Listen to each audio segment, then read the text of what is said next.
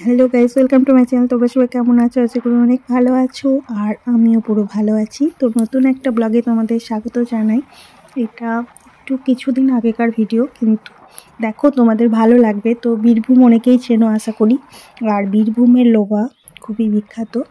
তো তোমরা অনেকেই হয়তো জেনে থাকবে, আর যারা জানো না তারা জেনে নাও। আর এই যে দেখো, তো আমরা আজকে যাচ্ছি লোবার।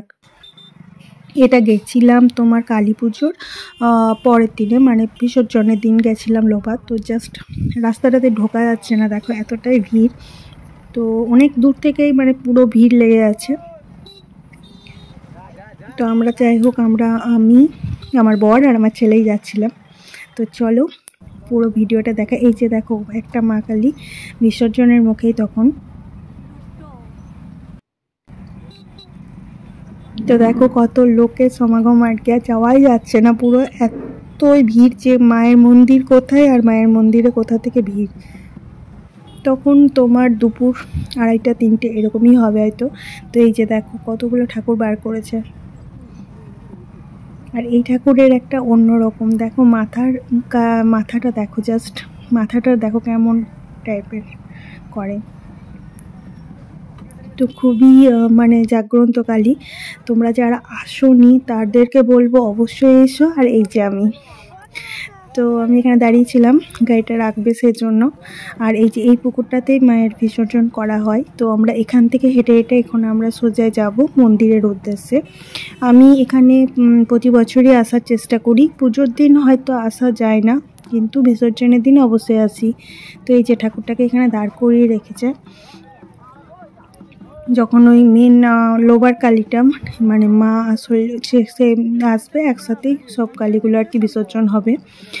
তো আমি এই রাস্তা দিয়ে হেঁটে হেঁটে যাচ্ছিলাম মন্দিরের উদ্দেশ্যে। অনেকবার এসেছি, কিন্তু কি মানে মন্দিরের ভেতরে যাওয়া যায়নি, এত ভিড়। আর যে বিসর্জন যেখানে হয় সেখান থেকেই বেরিয়ে যেতে হয়। তো এবারে ঠিক করেছিলাম একদম মন্দিরে গিয়েই যাব, যেহেতু কালী পুজোর দিনে গিয়ে কোনো লাভ হয় না, কারণ মাকে সাজাতে সাজাতেই অনেক রাত হয়ে যায়। তো তারপর পুজো, সেই জন্য আর কি পুজোর দিনে যাই না। তো আমরা এই যে মন্দিরের ভিতরে ঢুকছি, দেখো এই যে মন্দির এটা। তো দেখেই বুঝতে পারছো যে কতটা ভিড়। তাও তো আমি পুরোটা মানে ভিডিওটা কমপ্লিটভাবে ভালোভাবে নিতেই পারিনি, কারণ এত ঠেলা এত লোকের সমাগম ছিল। তো এটা তো জাস্ট মন্দিরের চত্বরের মধ্যে, মন্দিরের চারপাশে যে জায়গাটা আছে সেখানে তো লোকে আরও লোকময়। তো চলো আমি যেটুকু পারছি আর কি তোমাদের সাথে শেয়ার করার চেষ্টা করছি। এই যে একে একে আরও মা কালী আসছিল ওখানে। লোবার মা কালীর সাথে আরও দুটো এক্সট্রা কালী মানে বিসর্জন একসাথেই হয় আর কি, 3টে কালী। তো যাই হোক, আমরা ওখানে ঘুরে ফিরে মানে মায়ের যে বাইরে বার করবে সেইগুলো প্রচুর ভিড় ছিল। তো আমার ছেলে তো রীতিমতো কান্না করতে লেগে গেছিলো, মানে ভিড় দেখেও ভয় খেয়েছিল আর কি, প্রচুর ভিড়। আর মা কালীগুলো মানে বিভৎস। তো ও যাই হোক ভয়টা খাচ্ছিল, সেই জন্য আমি আর ওখানে না থেকে মেলা ঘুরছিলাম।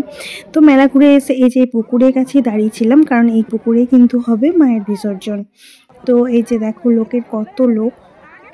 আর এই পুকুরটা না পুরো পদ্ম পাতা আর পদ্ম ফুলে ঢাকা। এই যে দেখো 3টে ঘাট পরিষ্কার করে রেখেছে, মানে 3টে মা কালীকে এখানে বিসর্জন করা হবে। ওই যে একটা। যাই হোক, এই ছিল আমার লোবার মায়ের বিসর্জনের দিনের ছোট্ট একটা ব্লগ। ভালো লাগলে অবশ্যই লাইক কমেন্ট শেয়ার করো। চলো বাই।